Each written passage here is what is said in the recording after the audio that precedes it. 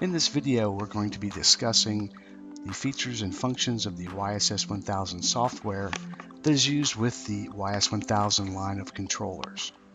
First of all, we'll start off by launching the software. We'll then go into the YSS1000 configuration function. And we're going to start a new file here by clicking on the new icon. What you see here now is the system data window that pops up when you start a new file.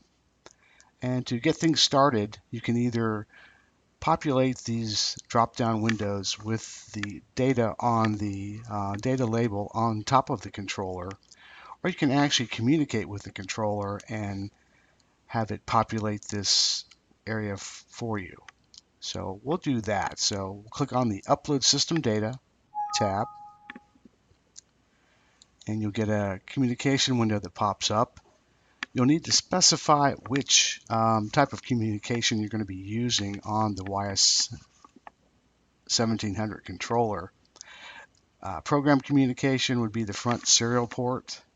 RS-45 communication is the rear serial port, the A31 option.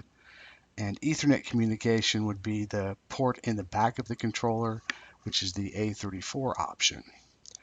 So I'm using the front port, serial port, so I need to specify a COM port.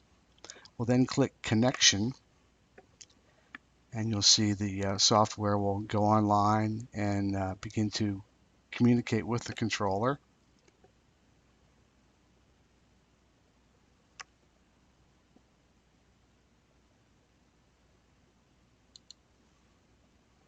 And as you see here, it's interrogated the controller and got its model code. So we can tell it to upload system data into the software.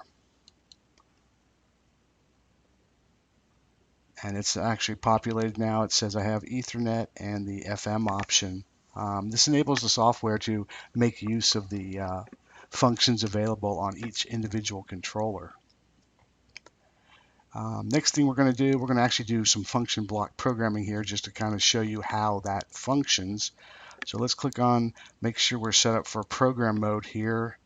We're going to do the function block method, and you can call this whatever you'd like. For example, call it test. Go ahead and click OK. Next thing you're seeing on the screen here is basically just the folders of the program. System data is where we were. The parameter section where we have some data sheets, some file information that you can fill out for your records.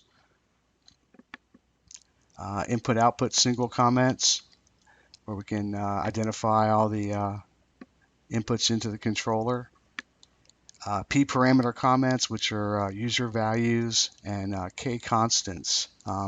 This is a good area to make note of what each parameter is, to keep track of that for programming down the road. If somebody comes in behind you and is trying to actually see how you programmed your application. The next thing down the list is the parameter setting. And these are all the parameters that are actually accessible via the keys on the controller. So you can actually go up to the controller, push buttons, and access these same parameters. What we're going to do here is set up a simple two-loop control. So what we'll start off with is the config 2 menu. That's where we're going to set up our scaling for our inputs of our two loops.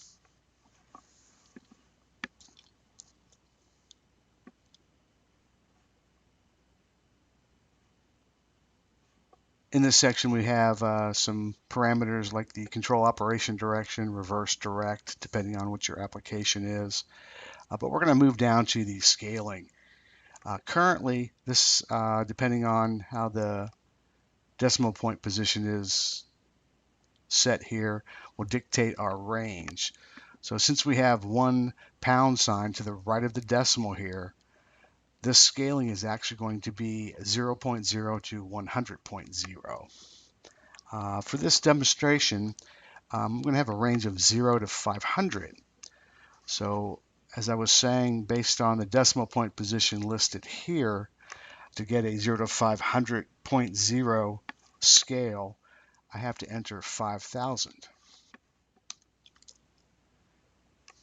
And we're going to use GPM as the engineering units.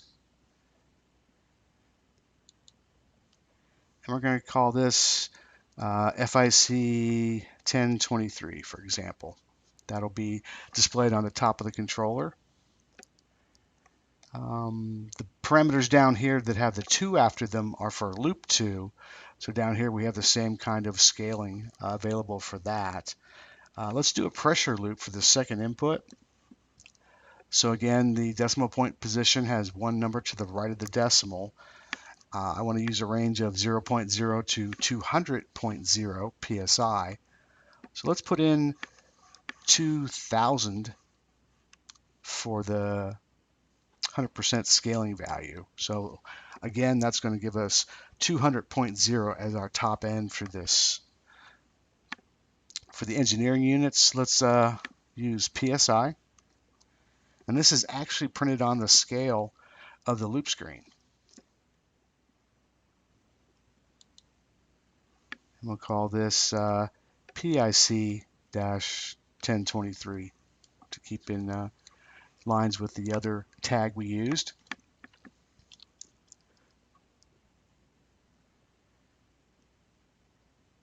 We can go up here to our PID 1 section under the tuning menu.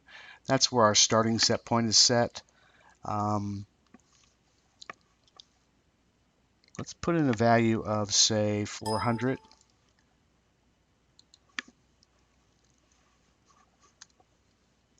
And I'm going to put in a starting value for the PIDs of 8 for the proportional band and 12 for the integral. And that's for our initial tuning on the controller. We'll go over that in a few minutes.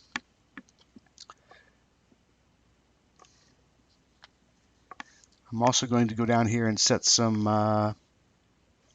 alarm values on these. We have a process high alarm here.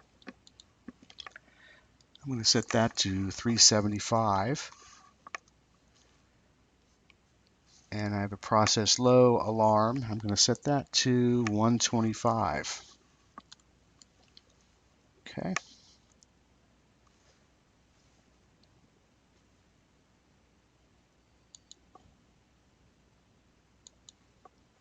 In our config 1 menu, there are some settings here for loop display. We're actually going to see on the screen.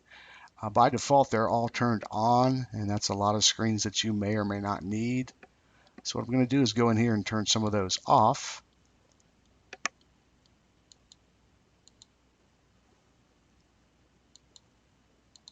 Actually have 3 different trend screens we could see. Don't need all of those.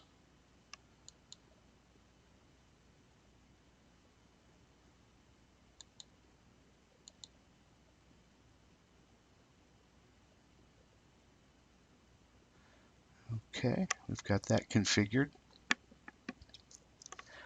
We're also going to have use some of the discrete inputs and outputs on this controller. So down here we have a section for that.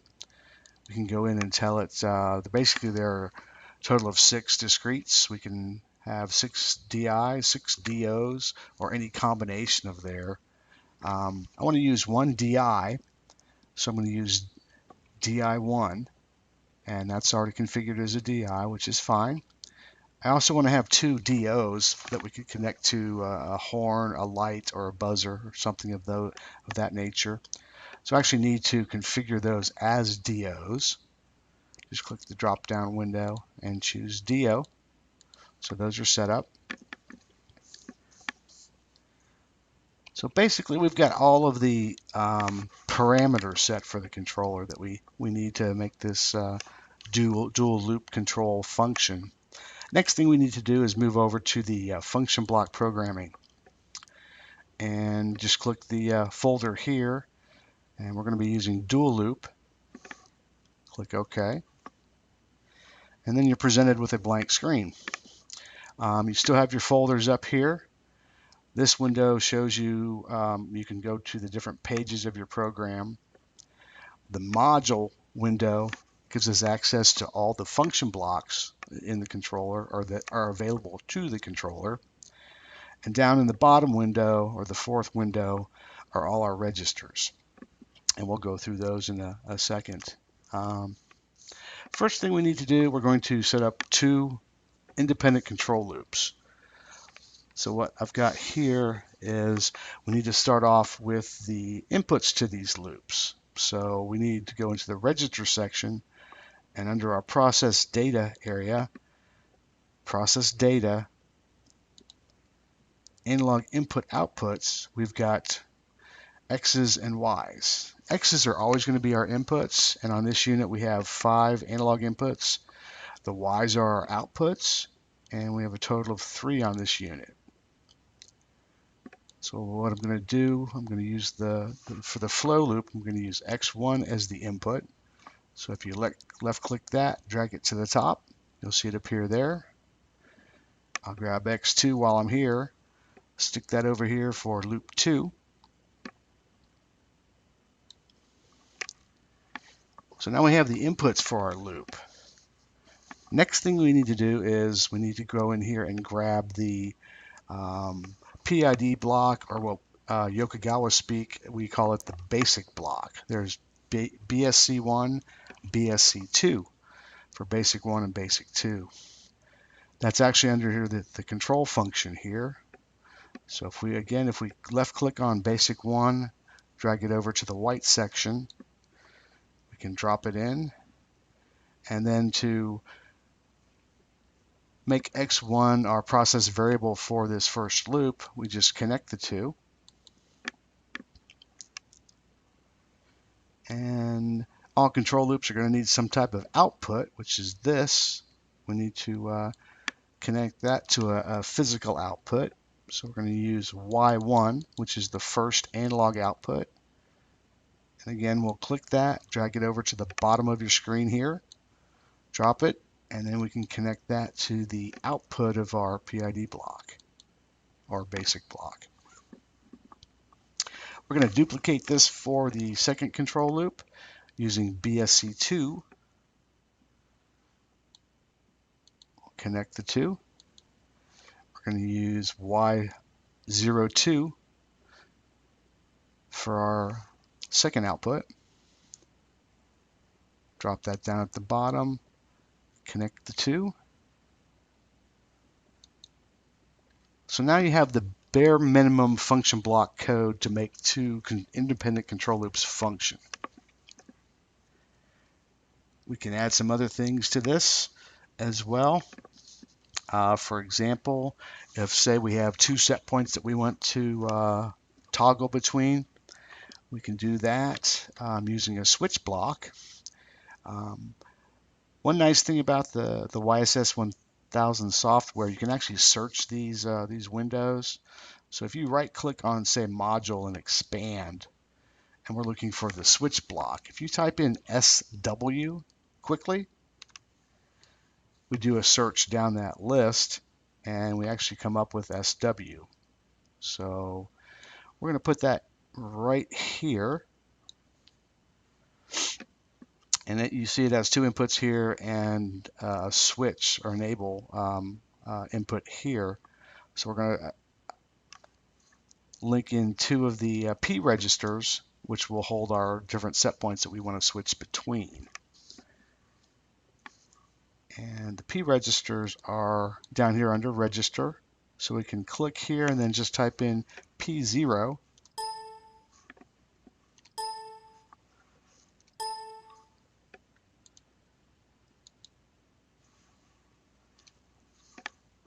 And we will scroll down to P01. And similarly, like we did with the X inputs, we can drag these P registers to the top. Connect that to the first input. Take P02. We'll drag that to the second input.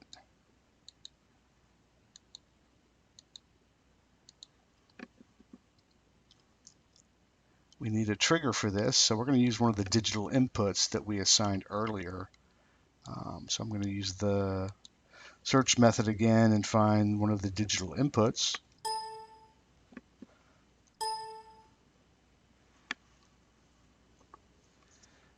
So we've got DI1 here, and that's going to be our trigger for this switch block. So when DI1 is open, we'll be using the set point in P01. When we close DI1, we're going to be using the set point in P02. Next, we need to write that particular set point to the set point register. So if we go back to our handy dandy register and expand and look for SV, which is the set value or set point. SV1 is for loop 1. Drag that to the bottom and connect that to the output of our switch block.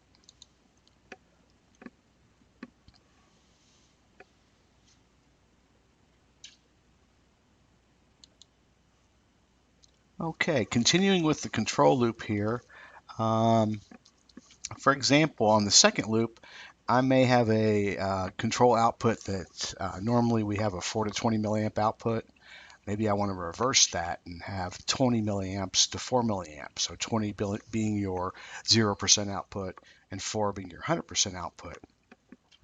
What we need to use is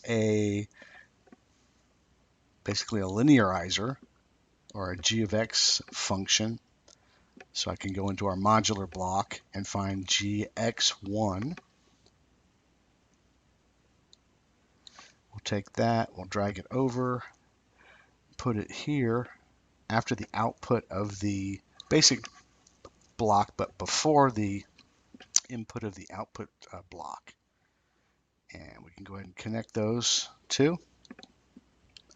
Connect the output back down to our analog output.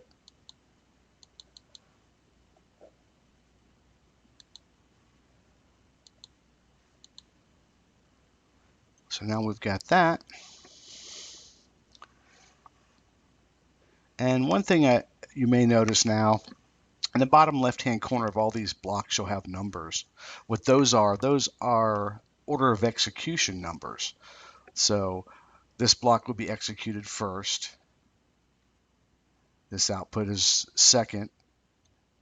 Basic block 2 is third. The output is 4. And then we have this g of x, which is 7. So this means that the output actually gets written to before we do the g of x conversion, which could cause some problems down the line. So what we want to do is change the execution order. Since this block is directly after the or directly before the g of x block, we need to make them sequential. So let's make this one 3, which it already is. Change this one to 4. If you go up to the icons here, you can hover and it'll tell you what the icons are, but we're looking for the change execution order. This window pops up, and what we want to do is make GX1 executed before our our Y02. So just click it, left click, hold it, drag it, and drop it on top of Y2. And that'll put the GX above the output block, which will make the program run like it's supposed to. So now we see that that's changed.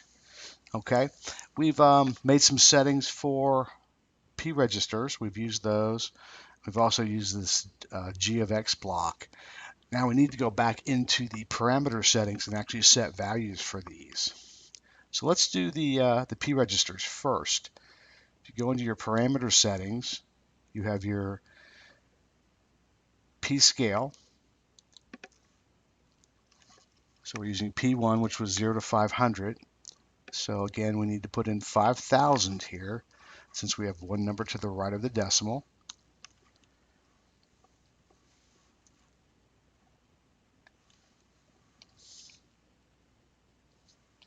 And then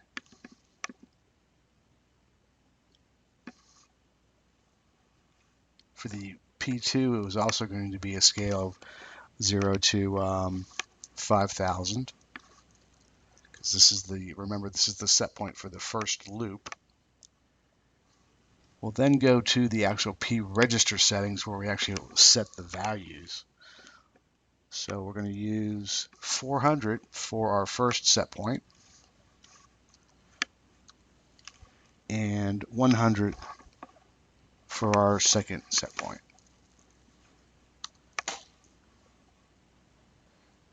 All right, the next thing we need to set is the g of x values. When you open up this g of x table, the default settings are you have your inputs and your outputs. So the inputs of the block, 0 to 100%, and then you have your outputs, which are 0 to 100%. So what comes in goes out. We want to reverse that. So the only thing we need to do is go down here to the output section, and basically on this you have a 0. We need to make that a 100, or a 1.0 actually. And then we're going to count down from there. So we have 0.9,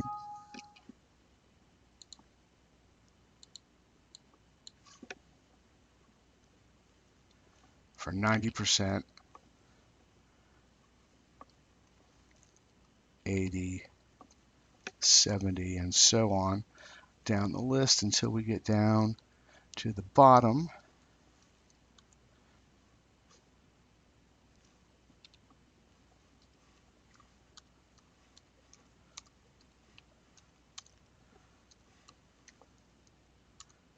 And then finally with the last block is 0. So now if you look at this, I have 0% coming in. The output's actually going to be 100% out. Again, with the input of 10%, I'm actually going to have a 90% out, and so on down that list. So we can basically invert that output from 4 to 20 milliamps to 20 to 4 milliamps. Okay, now that we've got that done, we can go ahead and close that window, and we do want to save this. So again, I'll just call this test.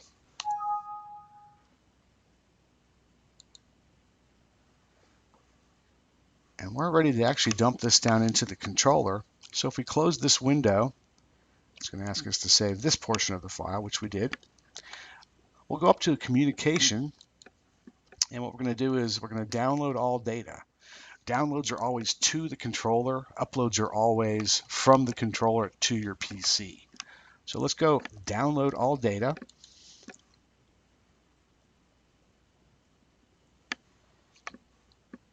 And you'll see that we're communicating here. When you download to the controller, you're going to have to actually stop the controller, and that'll hold the last output. So we'll click download all. And that's just a warning saying we're going to, are you sure that you want to download? So we do.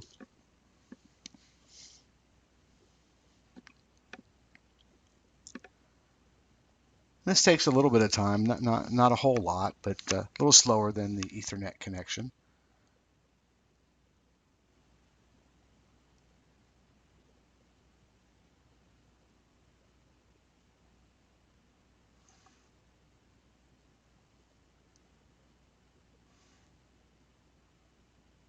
So once you do that, you'll see the tag appears at the top of the screen, and the range has changed. Your set point should be set.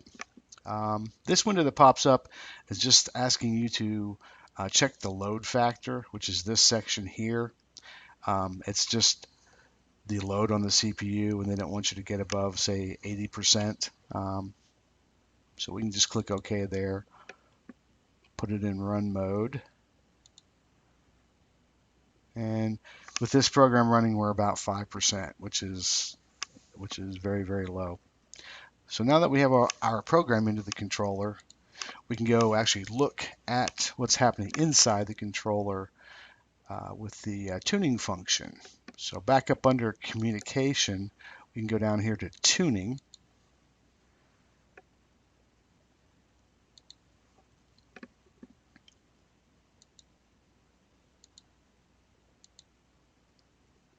What we've got here is a nice little trend of the process. Um, we do have a little bar graph here of our controller. Here's our set point. There's our current process variable and our output. We're currently in manual mode. This little M's lit up. As you can see, both of the set point and the output are down here. Yellow is our set point. So let's put the control in automatic. As you remember, we have a register table here, which displays our PID settings. In our initial setup, we set the proportional band to 8 and the integral to 12. So that should give us some fairly decent control. But let's go through here and look at that. Let's put control in automatic. You'll see our output start swinging up, increasing.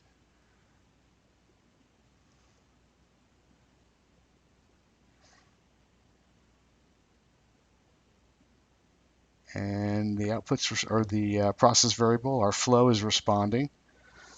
We're at 100% output right now, but you'll see the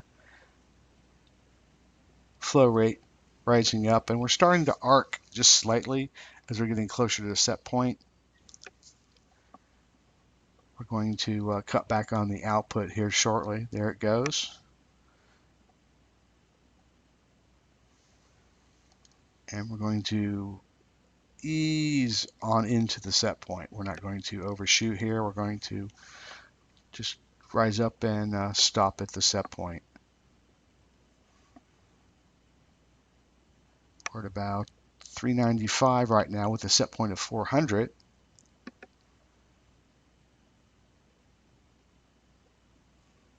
$398.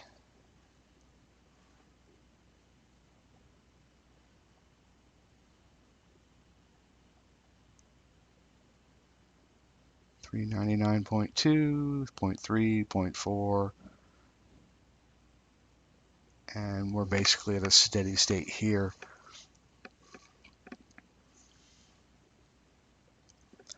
The set point, the output, and the proportional integral and derivative, our PID settings, come default in this table down here. I've also come in and put in some other values. I put in our DI that we set, DI1, our two DOs. DO1 was the high alarm or limit, and DO2 was the low alarm or limit. P1 and P2 are our set points. We're currently, remember the trigger for the set point change was the DI1. Since DI1 is open, we're at 400. If I were to close the DI, we would go to 100, and I'll do that in just a second here. I also have a listing for our high and low alarms. So we're at a steady state here. We're at 400 GPM actually, an output of 92%. And since we're right at set point, you're only seeing one line there, one color, yellow. Let's go ahead and switch set points by closing that DI contact.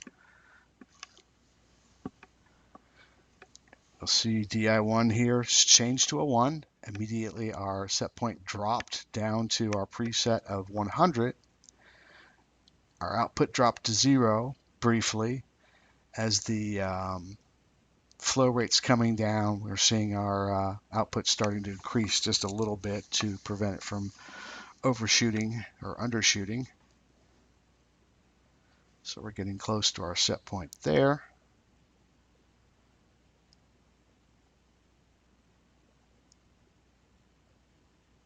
This is a very useful tool if you want to monitor your process, kind of on a temporary basis. It's also helpful if you want to try different PID settings, punch in, raise your proportional band a little bit or your integral.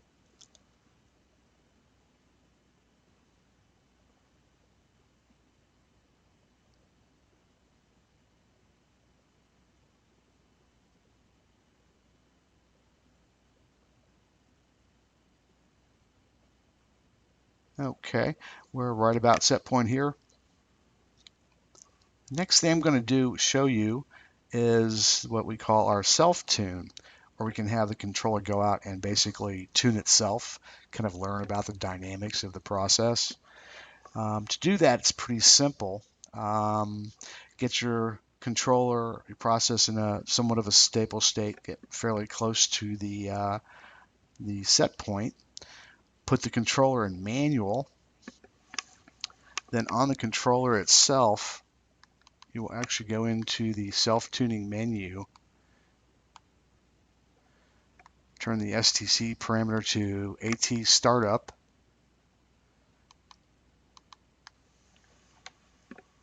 and you will put the controller back in automatic.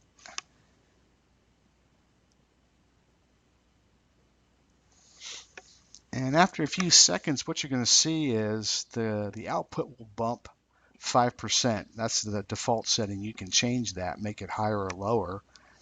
But the output will bump 5%. The process will respond accordingly. The drop will go back to, or the controller will take the drop away, go back to the regular output setting, and you'll see it do some calculations for when it was tuning as to what PID settings it should use. So it comes up with its own. And right now you've seen that the output has dropped. That's our 5% bump. Since the process is lowered, the flow rate is going down. And here in a few more seconds, it's going to pop back up to its normal value the output is.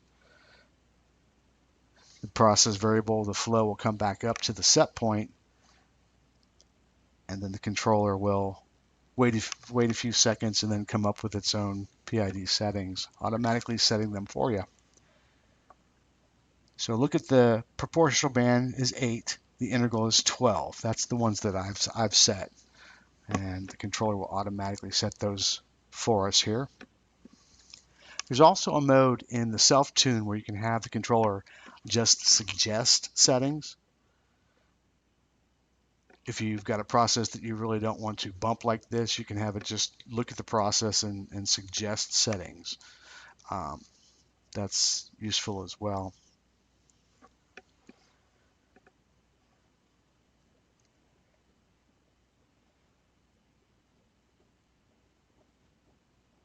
Okay, looks like we're just about done with auto tune here, or self tune.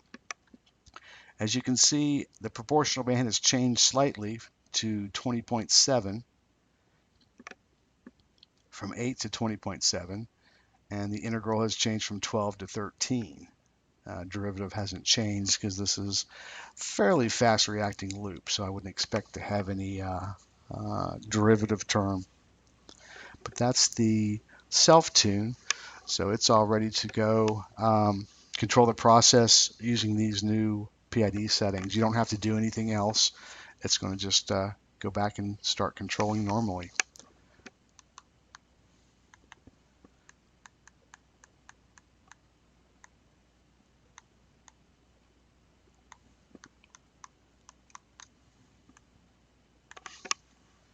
So we're still in automatic here after the tune. If we were to open up the contact,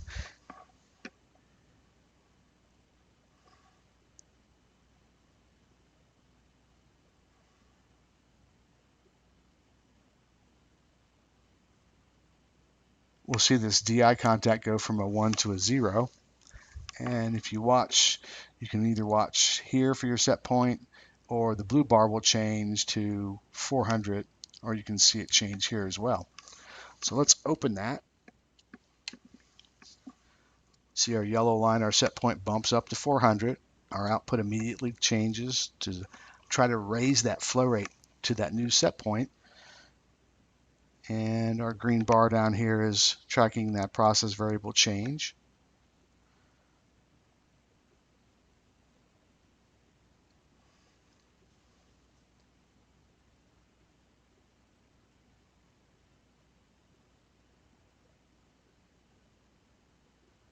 And we're almost there. The settings we put in there seem to be just a little more conservative than the 8 and the 12, which will give us better control.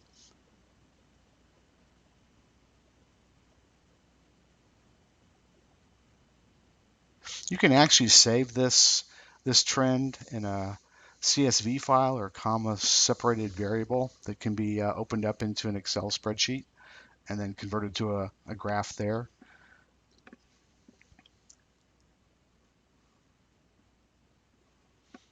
In this, since we've got two loops, we could actually go look at the second loop as well.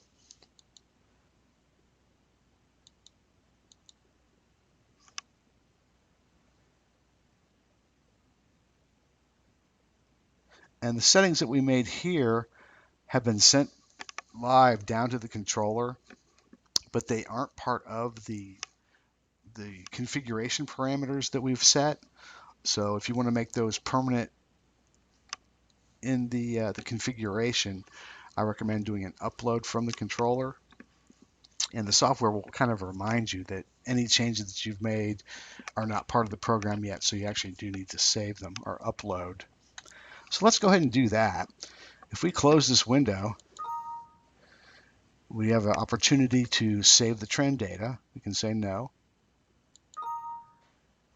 And it's telling us now that if we've written to these register, perform an upload from the controller. So now we're back to that blank screen again. Let's go ahead and upload. So we'll go back to communication. We'll do upload all data. And this is just saying the program that is currently in the software is going to be deleted, which is not a problem because it's already been downloaded to the controller. So we can go ahead and click yes. Well, that'll just save the data there. So we can click no. So we're communicating and we want to click this long bar, upload all data.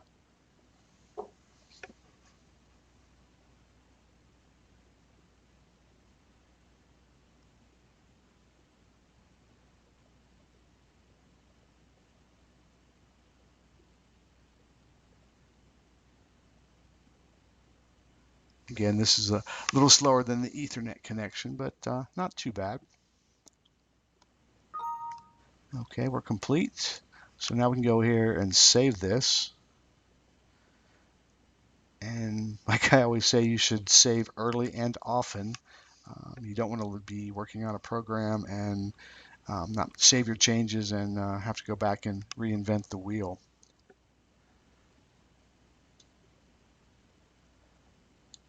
So we'll save that file. We just want to overwrite it. That's fine.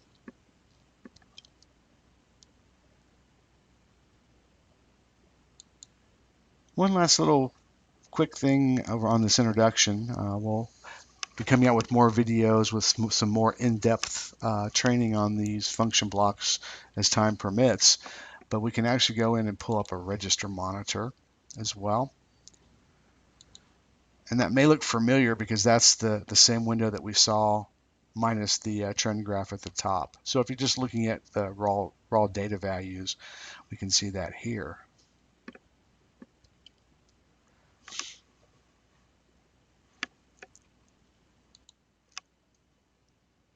And one last thing I neglected to show you on this was the module monitor. Under communication, if you click that,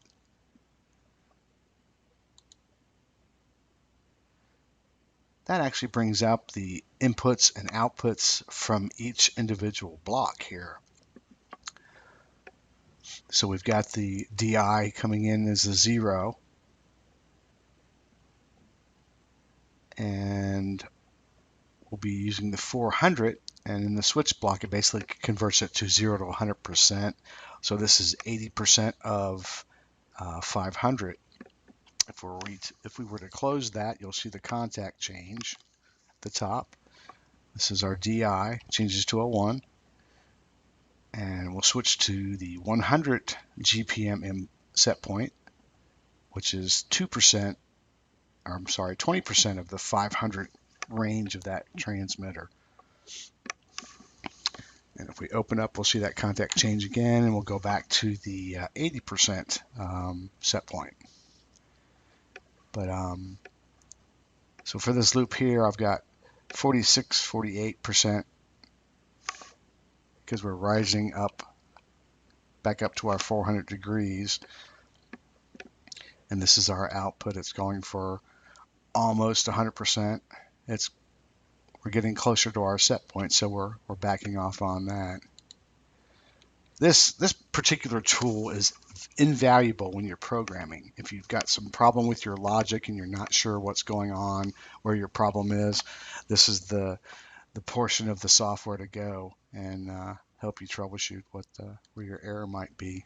As I said earlier, we will become coming up with more videos on the YSS1000 software, a little more detail on the function blocks to help you with your specific applications. I wanted to thank you for viewing the video. If you have any questions, go to our website. We've got all of the information on the controllers and the software there. And again, thanks for listening.